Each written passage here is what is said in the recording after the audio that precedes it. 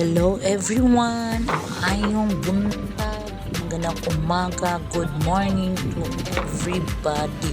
So welcome to my vlog, it's Elsa Vlog. So this time guys, i-share ko sa inyo ang presyo ng mga materyales. So dito sa ginagawa naming bahay ay gumamit kasi kami ng maraming kahoy para ito sa layout, dahil ang ginagawa naming bahay ay magbuhos kami dahil ang second floor ang ginagawang bahay. So kailangan talaga namin ng maraming kahoy. So sobrang mahal na talaga ng kahoy ngayon. Itong ginamit namin dito ay coco lumber lamang, pero sobrang laki ng gastos namin. Halos sumabot kami ng 50,000 sa kahoy pa lang, dahil ang coco lumber ngayon na 2x2 sobrang mahal na. Ang isa ay 90 pesos na ang 2x2. So yung 2x3 naman, ang isa ay 135 na. Ganyan kamahal ang kahoy ngayon mga kaibigan, na coco lumber lang. Pero hindi talaga basta-basta, dahil di naman pwedeng hindi gumamit ng kahoy. Sa kahoy pa lang napakalaki na talaga ng gastos guys. Kaya dati magkano lang ang presyo ng kahoy. So dito naman sa bakal, isa pa, napakamahal na talaga ng bakal ngayon. Kaya magulat ka talaga pag nagpagawa ka ng bahay. Akala mo yung pera mo, let's say 500,000, akala mo sobrang na yun na bahay. So katamtaman lang yun, dahil kung katulad dito sa ginagawa naming bahay guys, ang laki na talaga ng gastos namin, dahil ang presyo sa bakal, yung maliit lang na bakal, yung 10 mm yung pinakamaliit na bakal, ang isang piraso niyan ay 160 pesos na, yung 10 mm. So yung 12 mm na bakal nasa 235 ang 12 mm. Then yung pinakamakapal na ginagamit sa mga poste ay yung 16 ml ang isa, 425.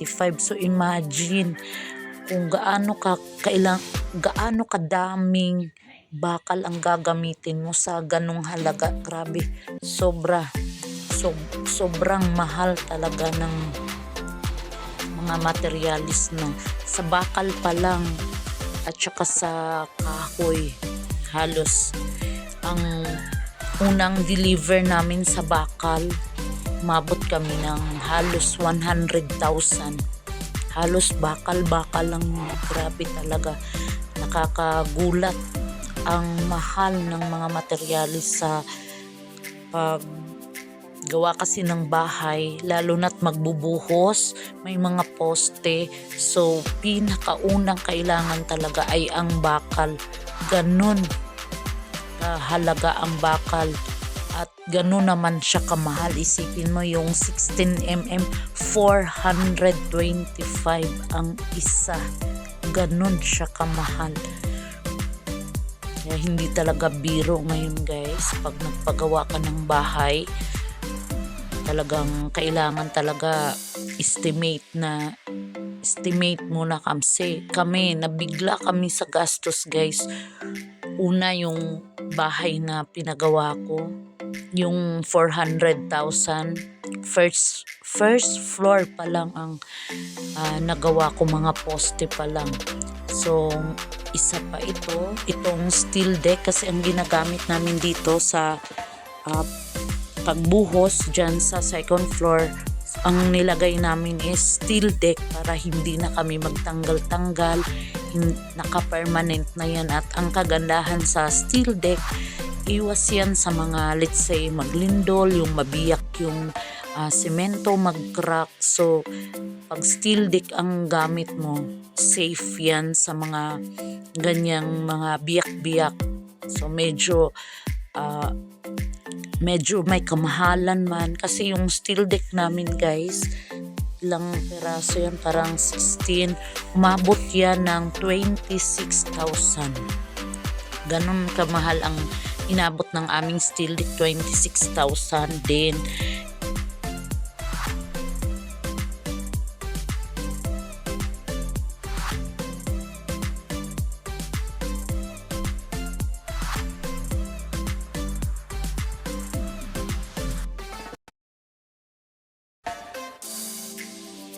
So ito namang mga balas, mga buhangin, iba-iba kasi itong may fine sand.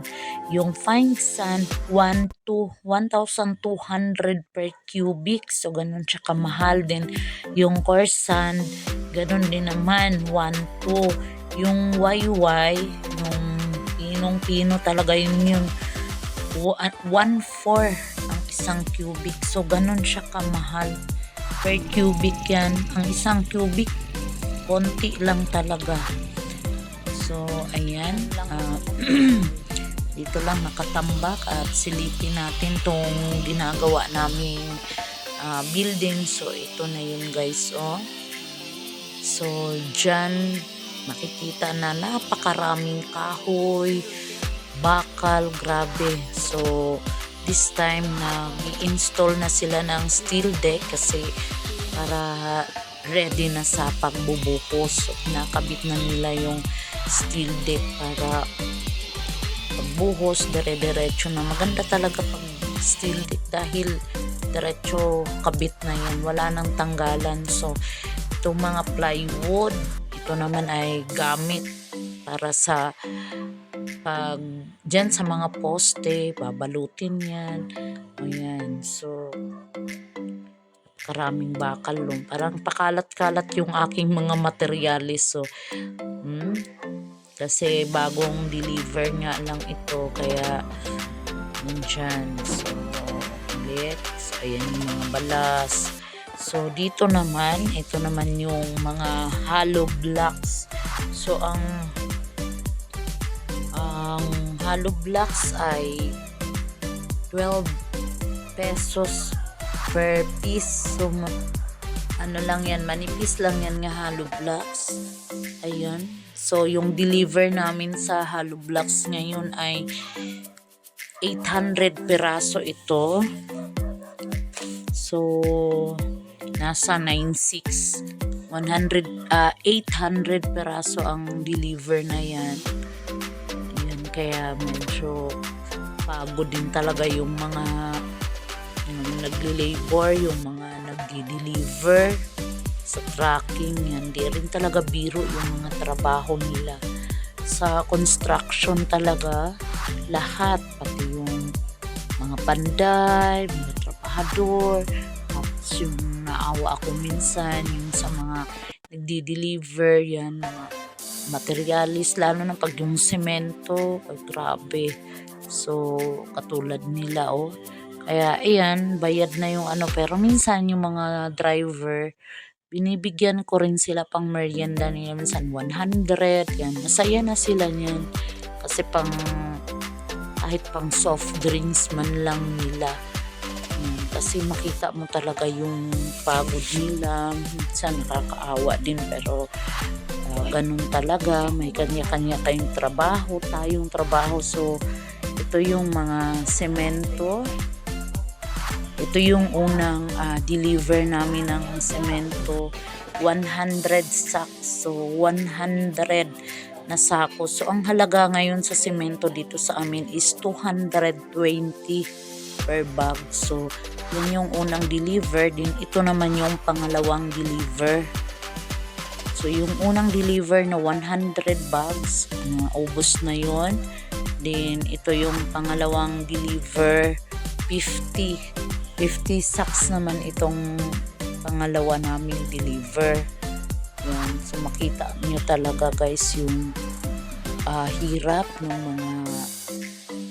mga kargador. Oh. Yan. Talagang yan. Laban lang, trabaho lang. Kasi nga, para sa pamilya. Yun. Lahat-lahat tayo nagpupursige, lumalaban sa buhay para sa pamilya. So, ganun din itong mga kargador na ito na para silang hindi napapagod. Hindi napakahalaga ng mga taong ito sa katulad ng natin na ganyan nagpapagawa ng bahay. Pag wala sila, naku, mahihirapan talaga tayo. Kaya magpasalamat din tayo na merong mga taong katulad nila na kahit napakabigat ng trabaho, laban lang sila. Yan lang trabaho nila, mag-deliver. Ayan, maraming order. Yan at yan. Nakakaawa rin. Minsan maawa ka rin sa kanila ba? Kasi ayan nakikita mo na pagod sila. Tapos ang alikabok talaga niyan, grabe. Ang taas pa ng truck.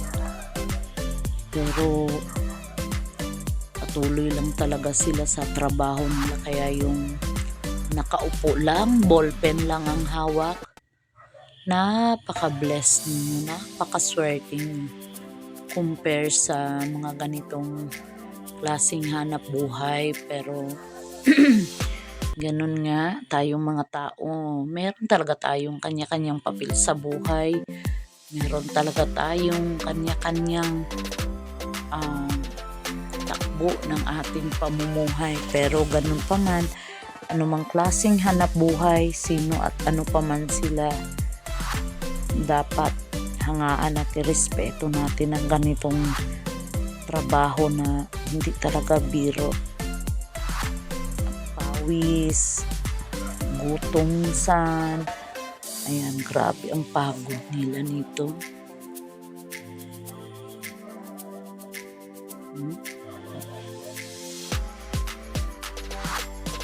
50 sacks lang naman itong deliver na to.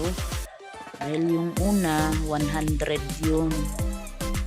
Pero nagamit na yun kasi ayan nabuo na yung mga poste namin. So, bye for now guys. Thank you so much sa lahat ng support, lalo na sa Kakubo. Bye-bye!